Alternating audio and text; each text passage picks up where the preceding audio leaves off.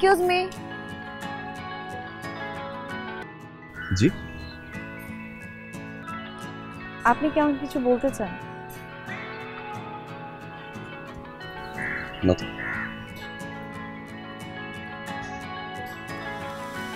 কিন্তু আমার মনে হয় আপনি আমাকে কিছু বলতে চান। আমার তো মনে হচ্ছে না যে আমি আপনাকে কিছু বলতে চাই।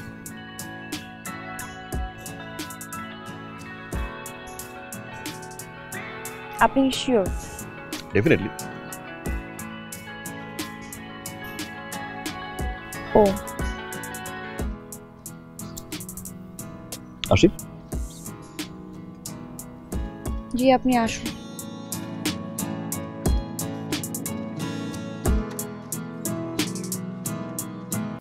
বন্ধুর ছোট বোন তো স্যার ভালোই প্যাঁচ লেগেছে। I know.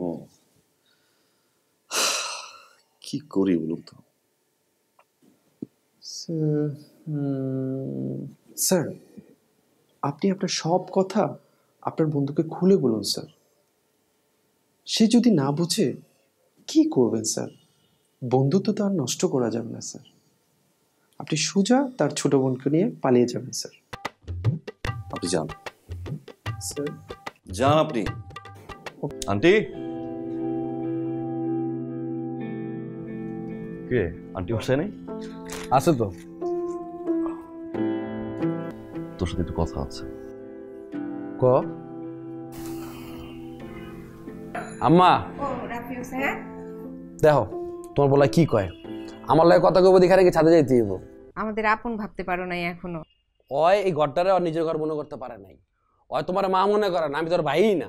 আন্টি বিষয়টা এরকম না, মানে তাহলে আর আমারই নিজের আপন মা মনে করবা, আর ওরে আপন ভাই মনে করবা, বুঝছো? আন্টি এরকম কিছুই না। আর রিপন, তোর একটা কথা বলার জন্য আসছি। কও কি কথা? ও যে তোর ইব্রাহিম চাচা আছে না, তার ছেলে মুকিত, আরে তোর বন্ধু তো। হ্যাঁ, কি হইছে? তোর ইব্রাহিম চাচা মুকিতের জন্য রিমিরে পছন্দ করছে, বিয়ের প্রস্তাব দিছে। মুকিত নাকি রিমিরে খুব পছন্দ করে। এটা তুমি কি কইলাম মা?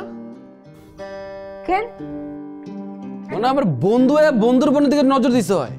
আরে ছেলেটা তো অনেক ভালো, তো কি হয়েছে? রাহো, তোমার ছেলে ভালো না খারাপ এটা আমি জানি, কেউ জানে এটা? রিপন, মাথা গরম করার কিছু নেই, রিল্যাক্স। না তুই জানো তো ভালো না খারাপ এটা তো আমি জানি। কইল যাওয়ার বন্ধু বোনের দিকে নজর দেওয়া হয় কইরা তোরা। ওই আমার বন্ধু মুখিতে চিনস না, বাজার সেক্রেটারি ইব্রাহিম চাচার পোলা, চিনস? ওরা জেম না পারো তখন ধরে লইব অফিসে। এটা কি হয়েছে তোকে জানার বিষয়? আমি কইছি যে এটা এটাই করা হন।